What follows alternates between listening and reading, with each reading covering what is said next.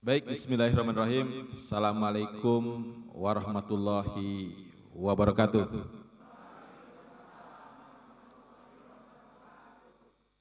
Selamat pagi, salam sehat sekalian, Om Swastiastu, Salam, Namo Buddhaya, salam kebajikan. Sampurasun. Kurang semangat ya. Sampurasun. Salam Pancasila. Baik, yang saya hormati dan banggakan Profesor Dasim Budimansyah, yang saya hormati juga dan banggakan sahabat saya Prof. Cecep nih, sudah hadir dengan kemeja merah, dasi merah, tanda pemberani nih ya.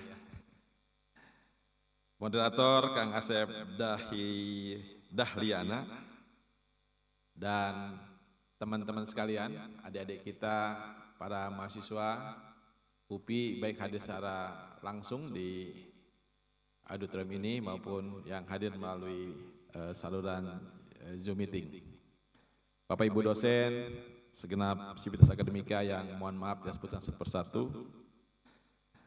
Pertama, tentu saya mengucapkan terima kasih atas undangan ini untuk berdiskusi, ya, untuk bertukar pikiran dan wawasan dengan adik-adik mahasiswa yang hadir di tempat ini maupun melalui Zoom meeting.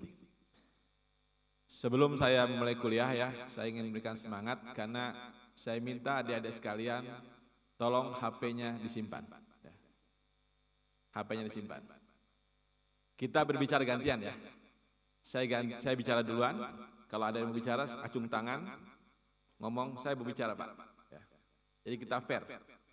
Ini kehidupan demokrasi, kehidupan kita berpancasila, kita saling menghargai di antara kita. Kalau Anda mau ngomong, saya panggil Anda ke sini. Ya. Kalau Anda kemudian mau bicara, mau debat, mau kemudian diskusi, acungkan tangan. Kita mulai ya. Baik ya. Kita mulai dulu dengan semangat ya. Jadi kalau bilang saya semangat pagi, adik-adik semua bilang pagi, pagi, pagi ya. Itu pertama. Yang kedua, kalau saya bilang nanti kampus kita, adik-adik bilang UPI hebat, UPI Edun. Ya. Tahu kan sekarang Edun kan? Nah, ya, baik ya. Kita mulai ya. Biar tidak ngantuk, biar semangat semua. Semangat pagi. Masih ada yang belum tuh di atas. Semangat pagi. Jangan gini, pagi. Bagaimana menerima kuliah yang dengan baik ya. Jadi kalau semangat Anda yel-yel itu menunjukkan juga Anda semangat untuk kuliah, semangat untuk menerima ilmu, semangat untuk berdiskusi, ya. Semangat juga untuk menerima pendapat maupun juga saran dari orang lain. Oke. Kampus kita belum, masih ragu-ragu ya. Kampus kita. Jadi ini kenapa saya menggunakan demikian? Tadi yang ngantuk di depan, yang matanya mulai redup, ya, sudah mulai bangun. Yang di atas, yang main handphone, tolong di belakang ya. Yang main handphone, simpan handphonenya. Kalau Anda, ya Anda, tolong simpan di bawah handphone, yang paling pojok. Kalau Anda mau ikut kuliah saya, simpan handphone dulu, kita saling menghargai. Nanti kalau Anda mau keluar, silahkan, saya mempersilahkan. Ini bukan kewajiban, bukan paksaan, tapi ini mari kita sama-sama saling menghormati di antara kita sekalian. Baik, alhamdulillahirrahmanirrahim, wassalatu wassalamu ala asyrofil mursalin wa ala alihi washabihi ajmain. Asyhadu alla ilaha illallah, asyhadu anna Muhammadan abduhu wa rasuluh. Rabbi shrah sadri wa yassir amri wahlul 'uqdatam min lisani qawli amma ba'du. Adik-adik sekalian yang saya banggakan, pagi ini saya diminta oleh Pak Dekan, Prof. Dasim dan Prof. Cecep untuk mengantarkan pada adik-adik sekalian tentang apa sih restoratif justice dan kemudian bagaimana penerapannya dan apa hubungannya dengan nilai-nilai Pancasila. Jadi ada 3 pertanyaan, nanti ada 3 sub-bahasan yang saya jawab pada teman-teman sekalian, pada sekalian tentang konsep restoratif justice, bagaimana latar belakang kenapa konsep ini, kenapa kemudian nilai RJ ini dikedepankan, diterapkan, dan kemudian apa relevansinya dengan Pancasila sebagai salah satu mata kuliah wajib ya di UPI Bandung ini. Baik, adik sekalian, saya ingin pertama terkait dengan mengapa sih RJD diperlukan, mengapa RJ itu lahir. Teman-teman sekalian, kalau kita melihat misalnya beberapa perkara, beberapa kasus yang sangat menjadi keprihatinan kita semua. Lanjut Mas ke halaman berikutnya. Seorang nenek Minah mencuri buah semangka, harganya mungkin tidak lebih dari Rp20.000. Rp20.000, kemudian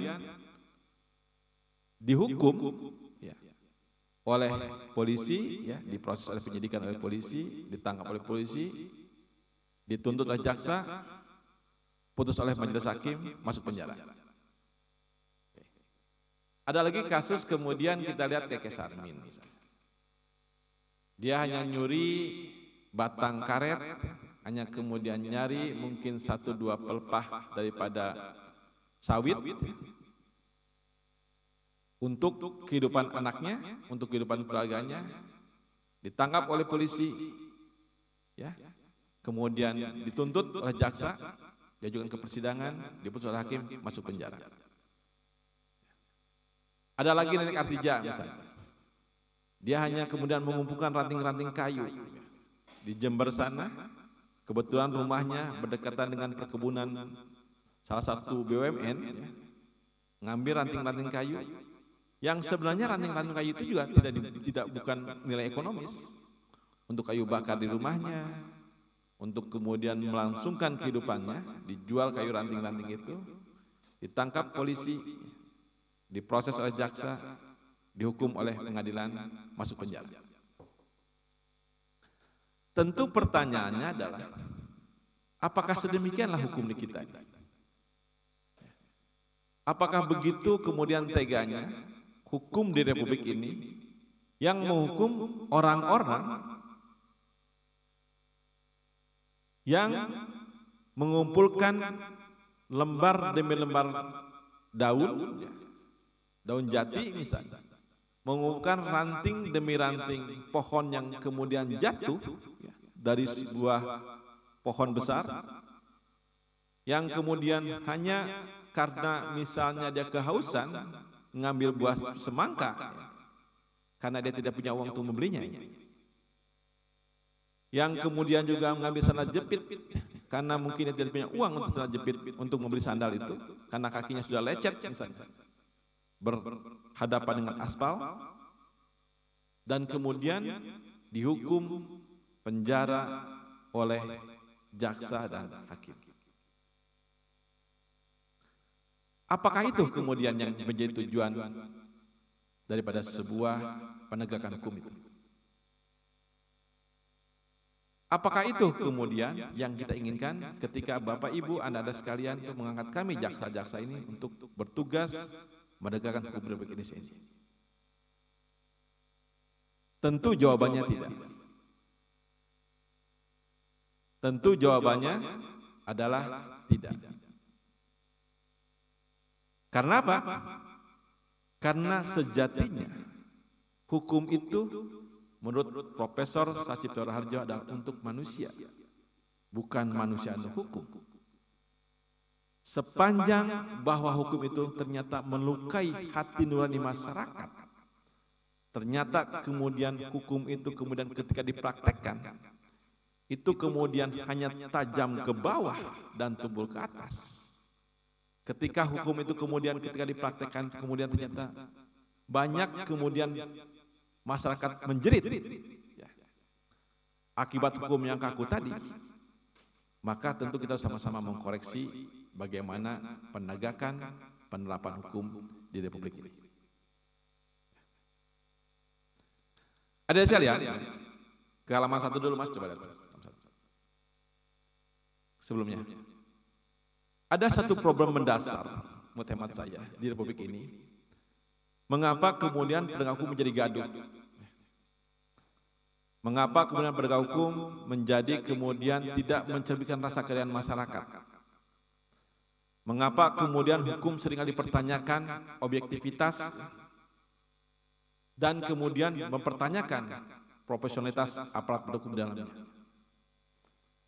Karena saya melihat ada semacam kesenjangan, gap antara kami-kami ini, jaksa, polisi, hakim, ya, mungkin teman-teman penyidik lain, KPK dan seterusnya, ya, dengan paradigma hukum yang ada di masyarakat.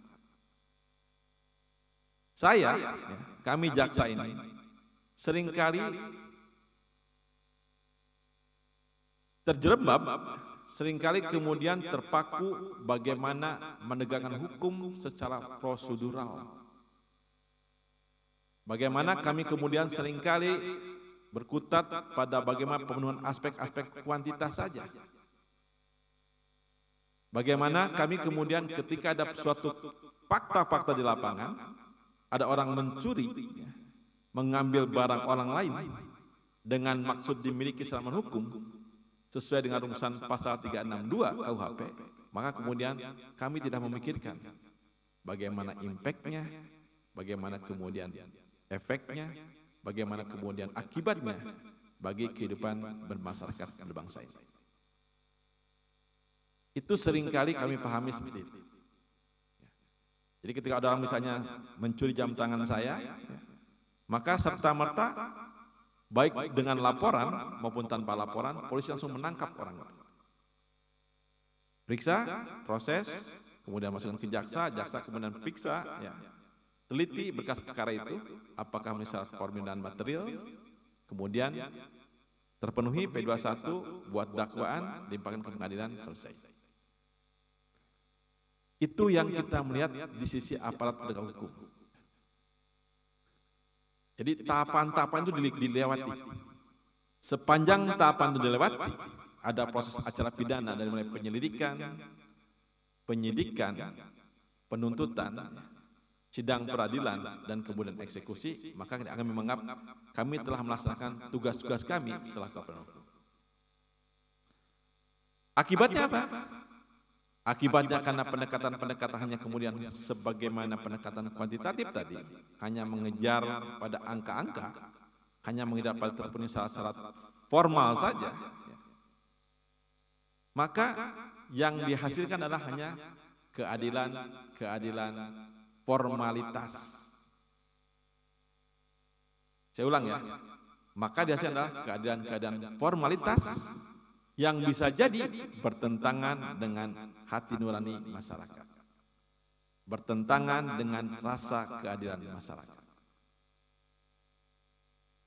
Sementara pada sisi lain kita melihat, mungkin masyarakat tidak harus atau tidak menginginkan setiap pertentangan di antara mereka, setiap fakta hukum yang ada terjadi mereka, terus jadi perkara. Mari kita contoh misalnya. Banyak kami menemukan, Bapak Ibu sekalian, adik-adik sekalian, di berbagai tempat itu, ada tetangga bersebelahan dan tetangga berikutnya. Kebetulan pohon mangganya doyong ke rumah tetangga sebelah. Mungkin bagi mereka sudah baik selama ini, mungkin bagi mereka sudah bertangga lama selama ini, ketika tetangga sebelah mengambil buah mangga di sebelahnya, itu mungkin hanya masalah komunikasi saja. Hanya kemudian masalah bagaimana membangun hubungan emosional di antara tetangga dan tetangga lain saja.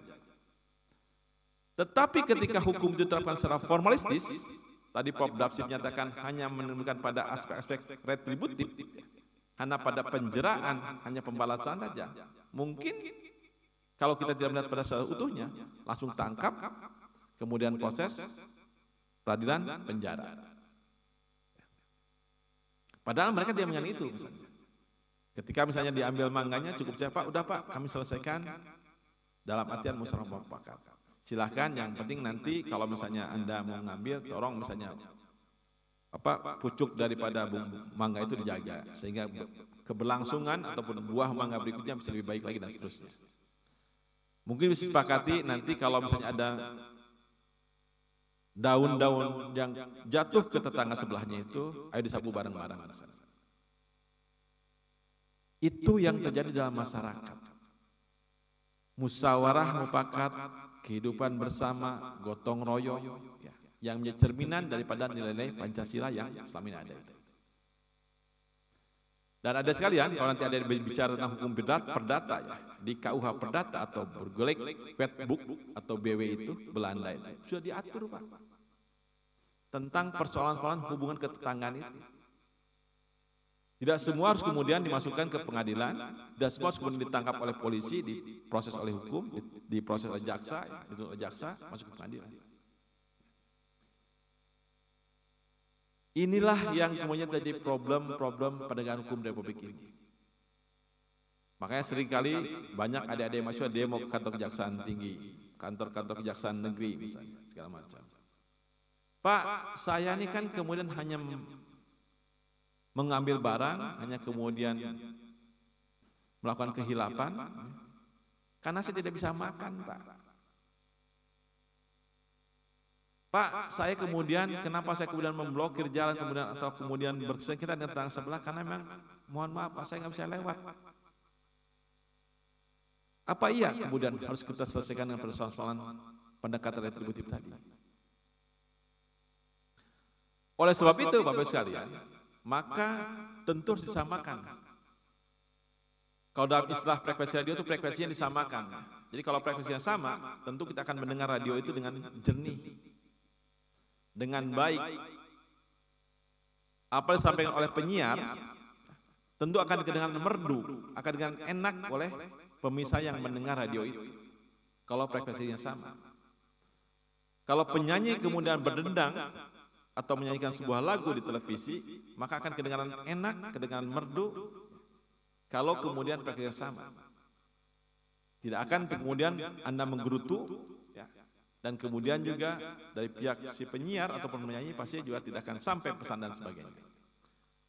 Oleh sebab itu, Bapak Ibu sekalian, teman-teman sekalian, maka kami di kejaksaan, ya, itu terus melakukan evaluasi, terus kemudian melakukan pembenahan, introspeksi, dan kemudian melihat apakah itu yang disebut dengan penegakan hukum yang berkeadilan berdasarkan nilai Pancasila tadi. Orang karena tidak bisa makan, orang karena tidak bisa sendal jepit, beli sendal jepit, kemudian langsung kita tangkap, hukum masuk penjara. Karena kita tahu Bapak sekalian, adik-adik sekalian, kalau kita pendekatannya pendekatan retributif pembalasan, bagaimana coba lihat yang disebut dengan over capacity. Penjara-penjara itu penuh. Hanya masalah remeh-temeh.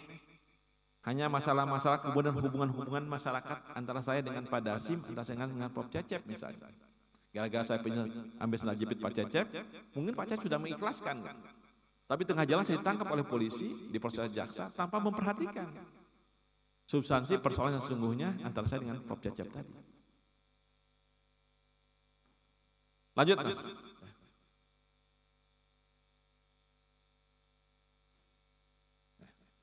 Oleh sebab itu, dalam sebuah buku, Lawrence Friedman, ada minimal 3 aspek atau 3 subsistem yang harus kemudian dibenahi kalau kita mendapatkan sebuah penegakan hukum yang bermasalah. Sebuah penegakan hukum yang kemudian menimbulkan rasa ketidakadilan. Sebuah penegakan hukum yang kemudian ternyata membawa banyak mudorotnya daripada manfaatnya. Apa itu Friedman? Friedman mengatakan, ketika hukum dikatakan sebagai sebuah sistem, maka ada 3 faktor utama, 3 elemen utama yang harus diperbaiki.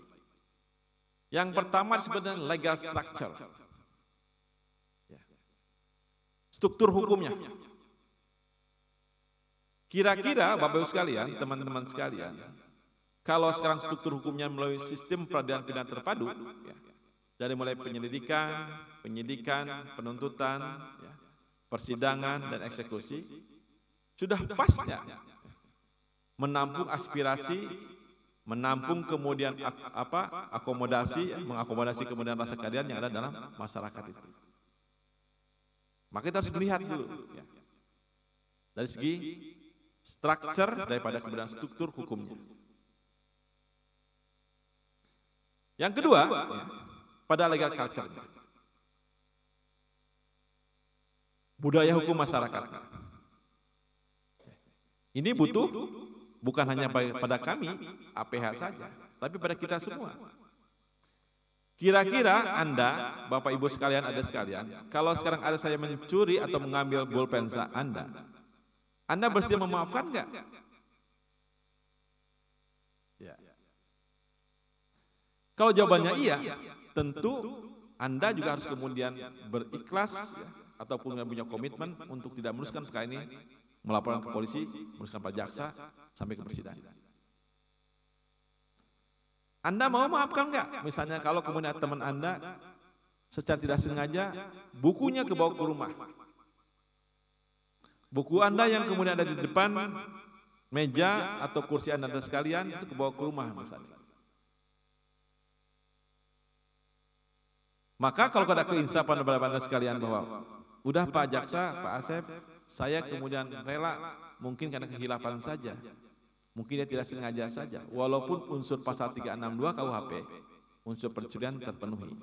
Setiap orang mengambil barang milik orang lain dengan maksud dimiliki, dibawa pulang secara menghukum tanpa izin, tanpa sepengetahuan, tanpa persetujuan daripada si pemilik. Ini harus dibangun legal culture-nya, budaya hukum masyarakat. Karena apa? Karena kalau kami kemudian hanya sendiri yang berubah, hanya sendiri kami yang kemudian melakukan inovasi, pembaruan dan sebagainya, masyarakat tidak mendukung itu, tentu tidak akan hasilnya maksimal. Yang kedua, legal substance. Jadi substansi hukumnya. Tentu peraturan perundang harus diperbaiki. Jadi kalau dalam artian ketika misalnya ada persoalan-persoalan terkait pencurian, maka tidak harus kemudian perkara itu menjadi kewajiban jaksa, kewajiban polisi untuk tetap dilanjutkan dan seterusnya. Aturan hukum positifnya. Jadi hukum positif itu hukum yang berlaku di satu tempat pada waktu tertentu.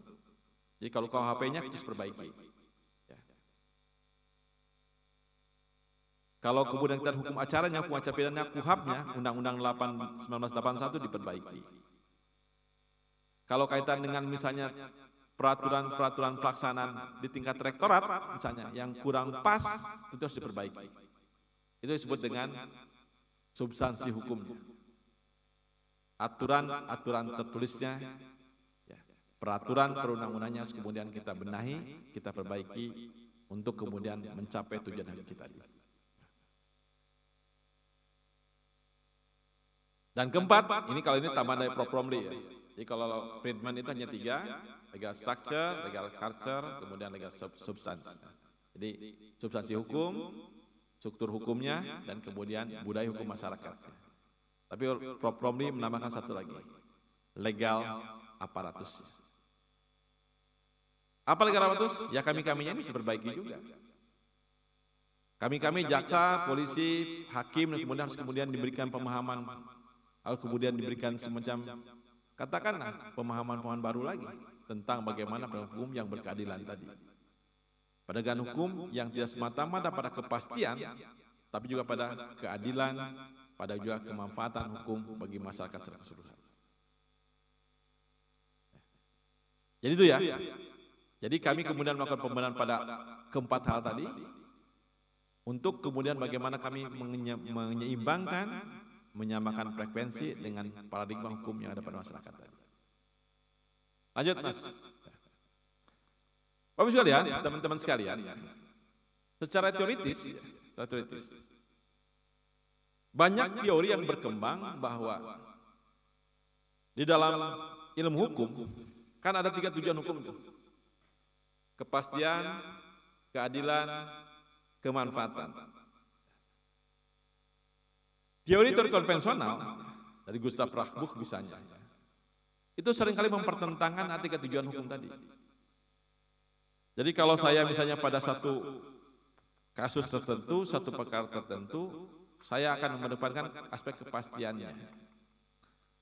Maka Gustav Rahwuh menyampaikan, pasti Pak Jaksa akan mengabaikan, akan kemudian membiarkan tujuan, kemanfaatan, dan keadilan. Sebaliknya, ketika seorang jaksa, seorang polisi, seorang hakim menempatkan keadilannya, pasti akan kemudian menggerogoti, akan kemudian mengaburkan aspek kepastian dan kemanfaatan dan seterusnya. Oleh sebab itu dalam teorinya, Grassroots mengatakan, ketika terjadi pertentangan antar ketiga tujuan hukum tadi, keadilan, kepastian, dan kemanfaatan, maka Gustav Rahwuh mengatakan, maka keadilan yang dikedepankan, diutamakan. Meskipun harus mengorbankan aspek-aspek kepastian maupun kemanfaatan hukum. Nanti adik-adik kemudian ini mahasiswa baru semua ya. Ada belajar tentang pengantar ilmu hukum dan pengantar hukum Indonesia. Kita jelaskan tentang apa itu tujuan hukum, apa itu hukum, bagaimana kemudian hukum itu beroperasi, bagaimana hukum kemudian berinteraksi dengan kehidupan sosial masyarakat dan sebagainya. Nah, paradigma itu, teori itu, mari kita rubah. Seharusnya ketiga tujuan hukum itu tidak harus kemudian dipertentangkan. Tetapi sejatinya kemudian dalam satu kesatuan, dalam satu circle, dalam satu lingkaran, dalam satu kemudian kesatuan. Ketika seorang jaksa misalnya menuntut pencurian sepeda motor itu dengan tuntutan 6 bulan, 7 bulan, maka di kepalanya sudah berpikir, kira-kira saya kalau saya menuntut 7 bulan, 8 bulan, adil nggak? Baik buat si pelaku maupun terhadap korban yang merasakan motornya hilang.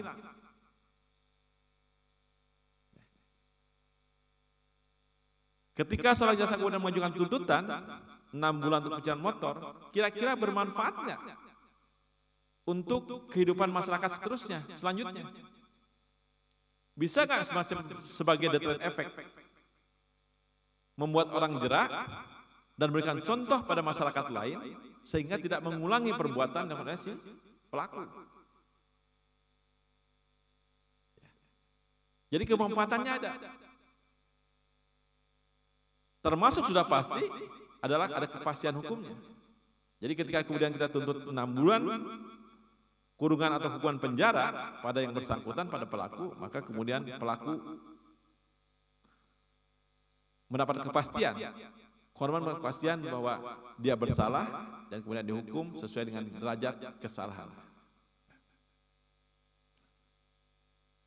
Adik-adik sekalian yang saya hormati dan banggakan, maka dalam perkembangannya di berbagai dunia, di berbagai belahan dunia ini, banyak praktek-praktek penegakan hukum yang kemudian mengalami metamorfosa, mengalami perubahan yang sangat dramatikal. Tadi kalau Prof. Dasi menyatakan konsep restoratif justice dari bahasa konsep POM, bagaimana kemudian suatu kelompok masyarakat di Kanada yang ketika ada suatu persoalan hukum, satu kemudian sengketa di antara masyarakat, itu tidak rame-rame datang ke pengadilan, tidak rame-rame datang kemudian ke jaksa, tidak rame-rame datang ke polisi, tapi kami kemudian memanggil berbagai pihak, baik kemudian pelaku yang menyebabkan kerusakan di masyarakat itu, yang menyebabkan keonaran di masyarakat itu, termasuk juga kemudian meminta atau menghadirkan si korban yang merasakan akibat dari perbuatan pelaku itu.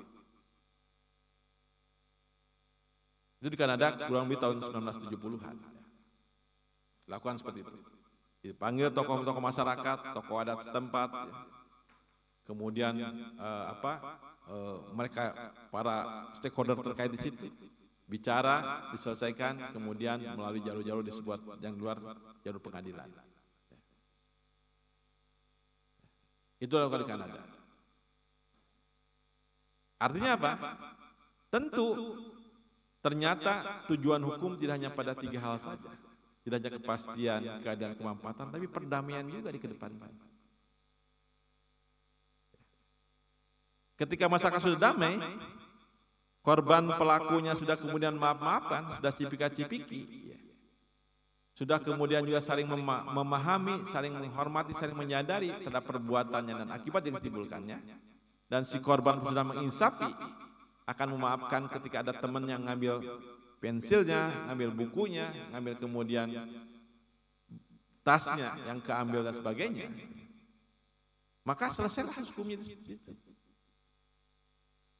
Inilah yang konteks dalam nilai-nilai baik Pancasila disebut dengan musyawarah mufakat.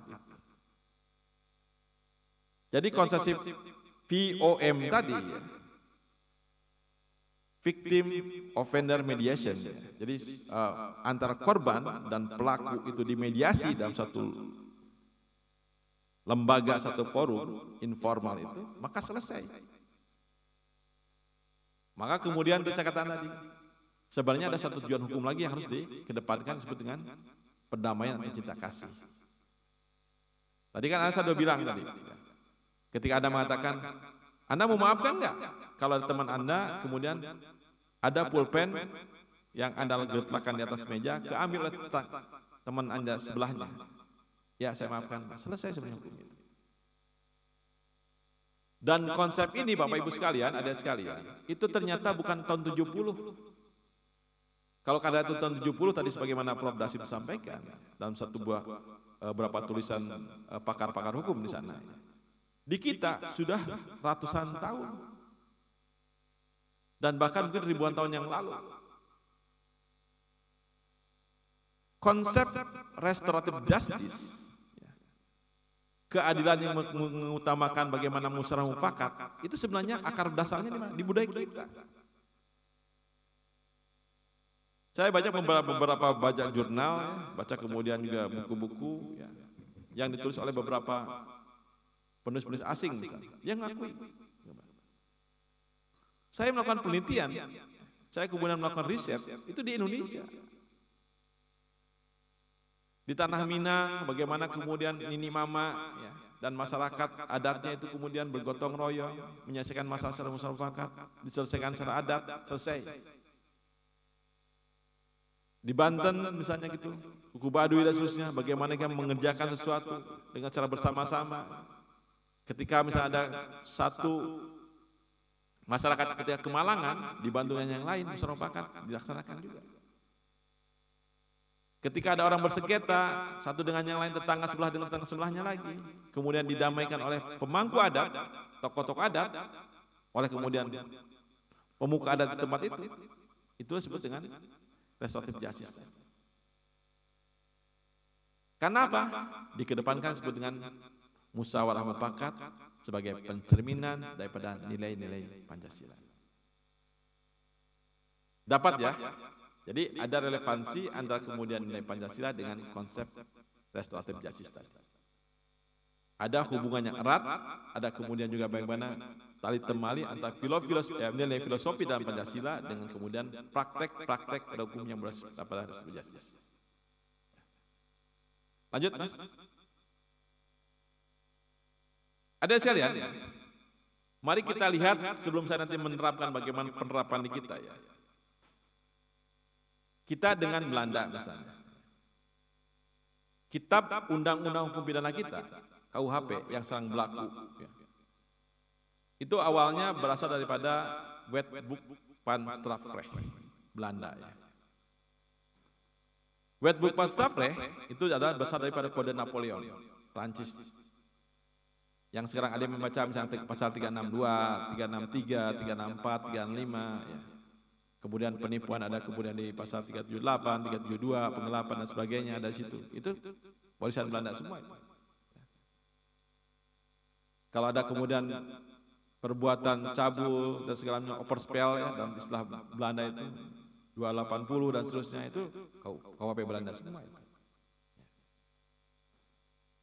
Tetapi teman-teman sekalian, ternyata Belanda sendiri itu sudah melakukan perubahan yang sangat signifikan. Kita sejak kemerdekaan 17 Agustus 45 dengan asas konkordansi itu kemudian langsung mengambil alih KUHP Belanda diterapkan sampai saat ini. Sudah 77 tahun Indonesia mereka sudah lebih setengah abad kita merdeka ya, kemudian masih terapkan. Di Belanda sudah berubah. Jadi hukum itu tidak kemudian ditempatkan pada posisi di depan, bukan pada primum remedium, tetapi posisi di belakang hukum pidana ini sebagai ultimum remedium di Belanda. Oleh sebab itu maka kemudian kalau ada datang ke Belgia, ke Belanda, jangan kemudian heran kalau di sana itu penjaranya kosong. Penjara di tempat wisata. Beberapa waktu lalu saya ke Sydney misalnya, ya, baru adegan di Australia ini, Melbourne dan seterusnya ya. Itu banyak tempat penjara di tempat wisata. Karena bagaimana kebersihannya mereka nampak jelas, penjaranya bisa 1-2 orang saja, nggak seperti kita. Kita itu kemudian penjara, ya, kapasitasnya 100, yang menghuni bisa 200-an lebih. Kapasitasnya 500, yang huni bisa 700, kemudian 1000 lebih. Akibatnya apa? Bukannya kemudian kumuh, ya. Bukannya kemudian menjadi kredit. Bahkan tadi banyak kemudian kerusuhan-kerusuhan yang terjadi di dalam lingkungan penjara tadi. Karena nggak mungkin Pak, sipir-sipir itu dengan rasio yang tidak sebanding tadi. Di Belanda dia rasionya 1:1. Satu sipir hanya mengawasi 1 tahanan, 1 narapidana. Sehingga efektif dia. Paginya kemudian bangun jam berapa, kegiatannya siangnya apa, kemudian sorenya apa, dan seterusnya dipantau terus. Kembali ke masyarakat, mereka sudah menjadi manusia yang paripurna. Memahami atau mengisapi kesalahannya, punya bekal-bekal kemudian keterampilan dilakukan di dalamnya, dan kemudian bisa bersosialisasi dengan masyarakat ketika dia dibebaskan dari penjara. Karena apa? Karena kemudian hakimnya, jaksanya, polisinya itu kemudian paradigma sudah berubah. Tidak menjadikan penjara sebagai tujuan akhir saja, sebagai salah satu instrumen utama dalam menegakkan hukum. Tapi dia melakukan apa? Dia melakukan kegiatan-kegiatan, kebijakan-kebijakan, ya, pada yang disebut dengan bagaimana kita menerapkan sanksi-sanksi bersifat sosial. Ketika ada pencuri, misalnya sekarang itu, oke, ditangkap segala macam, masukin ke pengadilan, oke, kamu saya hukum ya, tapi hukumnya masuk penjara. Hukumannya apa? Hukumannya disebut dengan nyapu jalan ya, selama sekian puluh jam, sekian ratus jam dan seterusnya. Kamu bersihin WC ya, di WC umum, toilet umum, dengan masa durasi sekian puluh jam, sejam. Pidana sosial. Denda, ya. Oke, karena Anda kemudian sudah merugikan, ya, tindak pidana yang sudah melakukan itu kemudian merugikan atau merusak fasilitas umum, maka Anda didenda. Memperbaiki fasilitas umum itu, lampu yang Anda pecahkan tadi Anda ganti, dan Anda kemudian didenda sekian rupiah atau sekian gulden masuk ke kas negara. Coba bayangkan. Ya. Dan ternyata efektif mereka itu. Hukuman kerja sosial yang mereka nyapu di jalan menggunakan rompi tahanan, rompi itu, malu dia. Mikir dia untuk melakukan tindak pidana lagi. Wah, kalau saya mencuri, ya, kalau kemudian saya merusak fasilitas umum, saya akan dipermalukan selama sekian ratus jam. Sekian lama, sekian hari saya akan untuk menyapu jalan, untuk kemudian membersihkan WC di tempat-tempat umum. Inilah kemudian yang kita jadikan salah satu best practice, salah satu kemudian contoh bagaimana hukum itu kemudian harus dikembangkan, diperbaiki dalam rangka bagaimana, ya, mencapai ataupun kemudian mengakomodir rasa keadilan masyarakat. Lanjut Mas. Nah, inilah Bapak Ibu sekalian, adik sekalian, maka Kejaksaan Republik Indonesia, ya, sejak tahun 2020 kemarin itu kemudian merubah paradigmanya, merubah kemudian langkah-langkah kebijakannya, mulai yang disebut dengan penerapan asas atau konsep keadilan restoratif. Apa itu keadilan restoratif? Tadi Prof. Dali sudah sampaikan.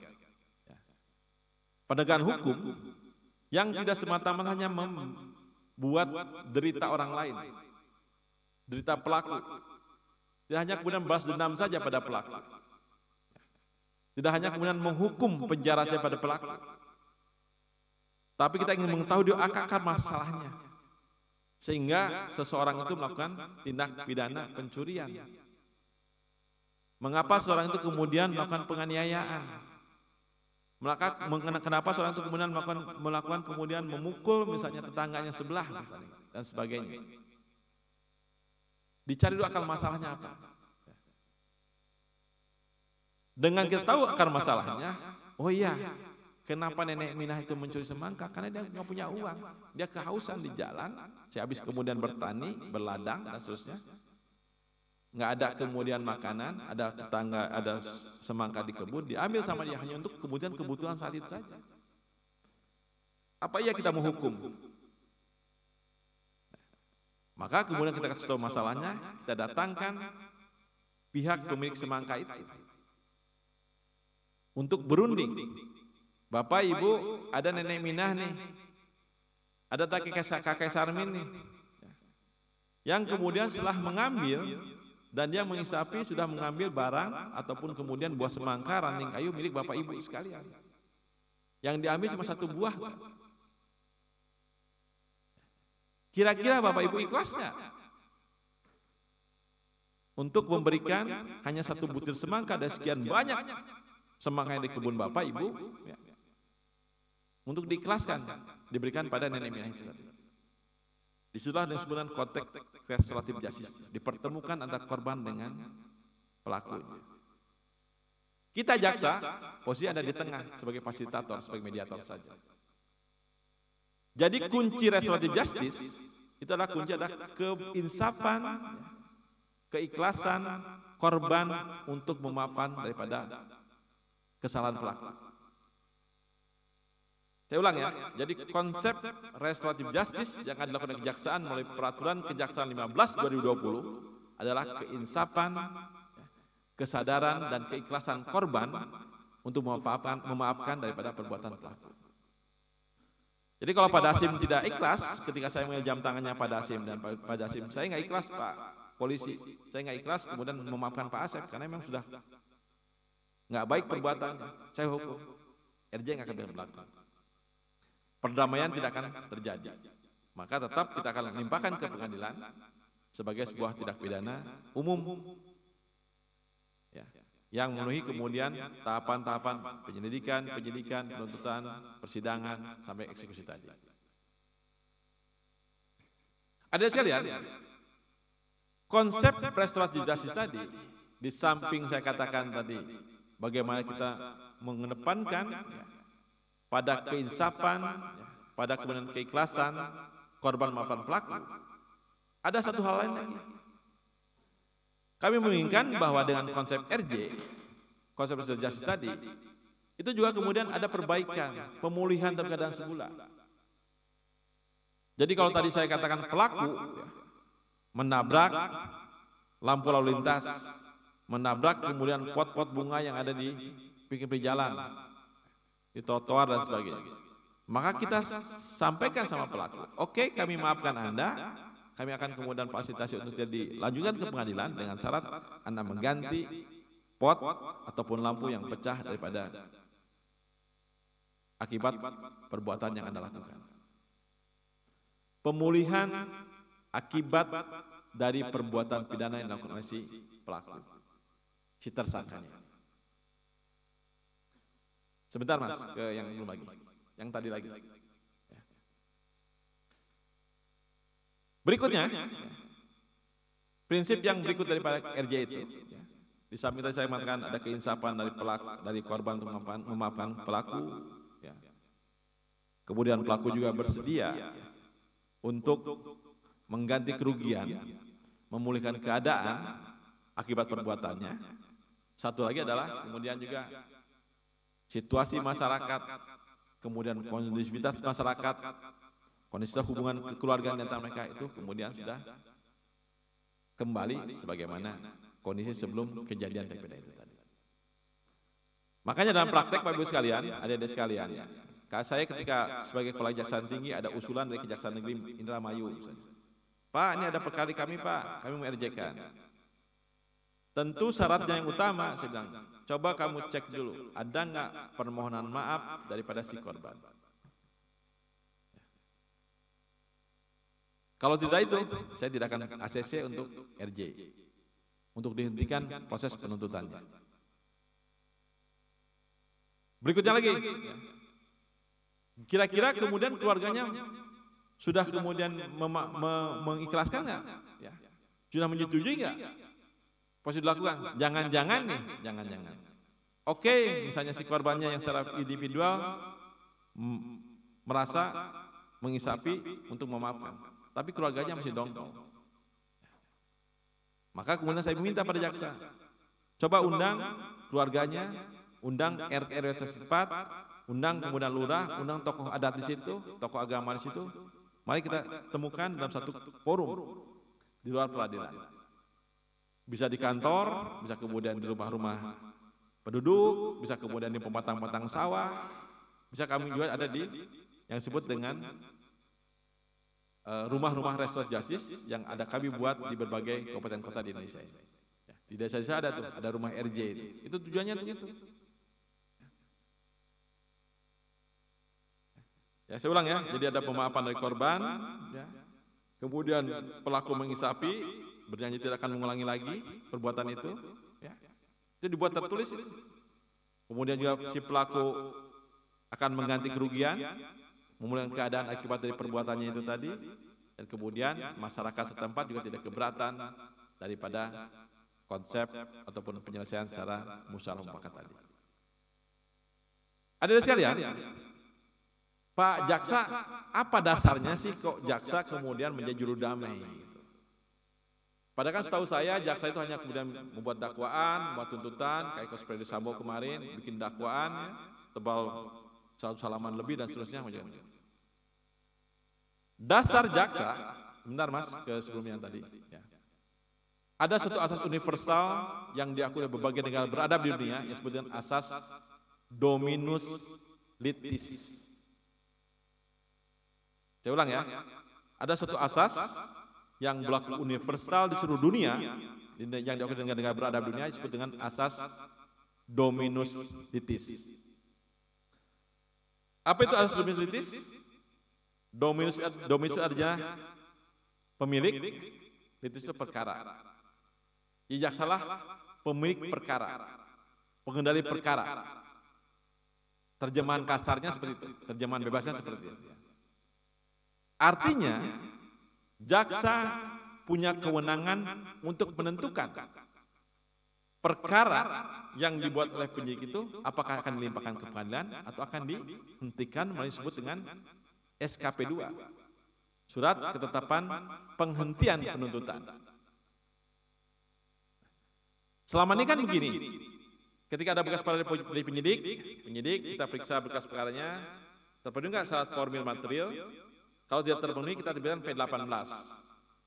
P18 itu namanya petunjuk atau pemberitahuan pada penyidik bahwa berkas perkara yang Anda buat itu belum lengkap, belum sempurna, masih banyak kekurangan.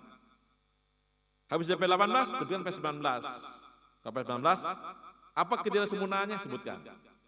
Misalnya nih, syarat formalnya, penyitaan barang bukti Anda belum dilengkapi dengan dilampiri dengan surat izin atau persetujuan hakim pengadilan negeri setempat. Itu syarat formal. Daftar kemudian tersangka Anda, daftar saksi Anda belum ada dalam berkas perkara. Di dalam resume, dalam berkas perkara belum ada resumenya. Sampul berkas perkara belum ada. Nah, itu formil namanya. Ketika terjadi perkara-perkara misalnya terkait misalnya sekitar lalu lintas, belum ada berita acara di TKP itu. Ya. Permisalan lapangannya itu belum ada. Dan seterusnya. Tapi kalau material itu kita belum lihat. Kira-kira apa peran terdakwa ini, peran tersangka ini apa sih? Sebagai pelaku kah? Sebagai kemudian korban kah? Atau sebagai kemudian orang yang memang menyuruh lakukan sebagai aktor intelektualnya? Terus jelaskan. Di materialnya, kira-kira alat bukti yang mendukung apa? Kan dalam teori hukum pidana, acara pidana itu disebut dengan nullus testis, unus testis. Satu saksi, satu bukti bukanlah saksi. Maka kemudian minimal harus ada 2 alat bukti yang mendukung. Ada 2 saksi atau lebih yang mendukung bahwa memang pelaku melakukan suatu kejahatan tadi. Itu material. Nah selama ini Bapak Ibu sekalian, ketika material formilnya kemudian terpenuhi, maka kemudian jaksa P21 limpahkan pengadilan. Tapi dengan adanya peraturan Kejaksaan 15 2020 tentang penghentian penuntutan asas keadilan restoratif justice, maka kita kemudian ketika ada perkara walaupun material formil terpenuhi, walaupun sudah P21, maka kita akan pilah-pilah. Kita ekspos lagi ya. Dengan para jaksa dan kita profiling daripada si pelakunya, apakah betul nggak memang orang-orang miskin yang memang dia mencuri semangka ini karena keterpaksaan, mencuri ranting kayu itu karena memang keterpaksaan karena untuk kebutuhan hidupnya dan sebagainya. Itu kita profiling. Kita lihat daripada bagaimana kehidupan sosial ekonomi masyarakat atau pelaku di mana dia berada. Nah, itu kita lakukan. Kemudian yang berikut, adik-adik sekalian, konsep RJ ini tidak hanya diterapkan pada perkara-perkara yang kecil-kecil saja, perkara pencurian yang nilainya kurang 7,5 juta, tetapi juga kita sudah memberikan pedoman 18 2021 tentang yang disebut dengan rehabilitasi terhadap penyalahguna korban daripada narkotik. Kan banyak sekarang nih orang kemudian gara-gara kemudian korban daripada atau pergaulan sosial yang katakanlah tidak terkendali ya. Barang buktinya 0,00001 gram di penjara. Yang kemudian karena cara bergaul, cara hidup segala macam, menggunakan kemudian ekstasi 0,0 sekian gram penjara. Apa jadinya? Jadinya apa? Begitu masuk penjara bukan yang baik, tapi kemudian besok keluar sudah jadi pengedar. Masuk ke penjara lagi, bukan lagi baik lagi, kemudian gembong dan seterusnya. Nah, kita kemudian menggunakan pedoman 15 ya, pedoman 18 2021 ini untuk kemudian melakukan yang disebut dengan rehab pada si pelaku narkoba ya, yang hanya menjadi korban. Hanya kemudian menjadi karena salah pergaulan dan sebagainya yang menggunakan ya sesuatu yang tidak signifikan mengenai itu tadi. Lanjut. Jadi sekalian ya. Nah, saya sudah selatkan tadi prinsip-prinsipnya ya. Lanjut Mas, saya prinsip-prinsipnya tadi udah. Bukan, yang tadi sebelumnya. Ya itu, oke. Sudah saya jelaskan prinsipnya itu tadi, penyelesaiannya apa, keadilan sosial apa dan sebagainya, bagian prakteknya dan seterusnya ya. Dan kemudian juga kita sudah melakukan penerapan. Dan alhamdulillah Mas Dio, tolong setel video Mas Dio. Bapak Ibu sekalian, pada saat konvensi jaksa-jaksa dunia ke-26 di Tbilisi, kebetulan saya diutus oleh Pak Jaksa Agung untuk hadir mewakili beliau. Ya. Tbilisi itu ibu kota Georgia, sebuah negara di Eropa Timur dekat Ukraina, di mana tempat Tbilisi. Kami mendapat penghargaan, Pak Jaksa Agung mendapat penghargaan dalam bentuk Special Achievement Awards dari organisasi internasional para jaksa. Ini videonya, mari lihat. Invite a representative of the Attorney General to join us at the stage to receive the award from the IEP President.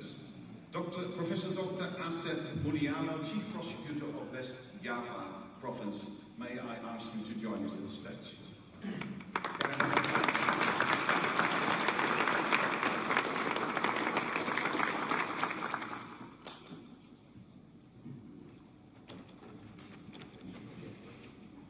Ini dengan Presiden IEP dari Korea Selatan, sekarang ganti.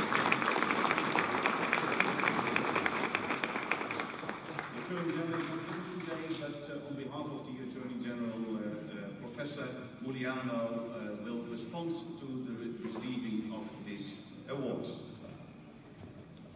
Dan dari 180 negara yang tergabung dalam IEP, ya, di mana Pak Sekjennya Pak Karmoral, hanya 2 negara yang dapat penghargaan. Kejaksaan Agung Republik Indonesia dengan Crown Prosecutor Service. Jadi Kejaksaan Agungnya Inggris. Ya, jadi tepuk tangan kita semua ya. Kita bangga. Dari konsep restoratif justice yang kami terapkan di Republik Indonesia ini. Karena sekarang kami sudah mempunyai 182 rumah-rumah RJ yang tersebar seluruh Indonesia. Ya. Di Jawa Barat hampir semua kejaksaan negeri punya rumah-rumah RJ. Ya. Kemudian kami juga sudah menyelesaikan hampir 700 perkara-perkara RJ. Ya. Perkara yang tadi orang jual es, kemudiannya karena istrinya mau melahirkan, ya. Hilap, mengambil barang lain, kita selesaikan RJ, dan kemudian kita turun ke lapangan, memperbaiki kehidupan masyarakat setempat, itu menjadikan masalah kita. IEP itu kemudian mendukung, ya, kemudian mengapresiasi kita ya, dari 180 negara yang terlibat ataupun yang aktif dalam Persatuan Jaksa Dunia. Saya sudah diingatkan oleh moderator untuk berhenti, ya, karena sebenarnya masih banyak bagus sekalian, ada sekalian ya. Tapi sebanyak kalau kuliah umum, nanti kita dalami lagi di kuliah-kuliah pelajaran kita ya, tentang berbagai konsep, teori-teori, serta kemudian asas hukum ya. Yang mungkin nanti suatu saat juga Pak Dasim, saya nanti akan membawa anak-anak ini, ya. Jadi ada di samping nanti kuliah misalnya hukum acara pidana, saya akan bawa nanti anak-anak ke lapangan. Bagaimana sebenarnya beracara di pengadilan itu seperti apa? Biar dia tahu semua nanti. Ya. Tahapan pertama itu ada apa? Setelah pembacaan dakwaan itu apa? Apa itu eksepsi? Apa itu kemudian tanggapan terhadap eksepsi penasihat hukum? Kapan saksi itu dihadirkan? Ya. Bagaimana peran jaksa di situ? Ya, dan seterusnya ya. Nanti kita ajak. Bahkan saya ajak adik-adik sekalian damping para jaksa ya, untuk nanti melihat berkas perkara ini. Apa sih syarat formil itu? Bagaimana surat jaksa menyatakan P19, kapan itu P21 dan sebagainya. Ya. Nanti kita akan itu. Sehingga adik-adik itu tidak hanya kemudian diangan-angan saja, tidak hanya kemudian jaksa ini begini ya, tapi adik tahu persis nanti. Kapan dan seterusnya sehingga adik semakin paham benar. Yang disebut dengan kolaborasi nanti antara praktek dan teori, ya, sehingga menambah wawasan, pengetahuan kemudian ada sekalian. Demikian sebagai pantar saya untuk pantar diskusi, saya serahkan pada moderator. Kalau lebih mohon maaf, Assalamualaikum warahmatullahi wabarakatuh.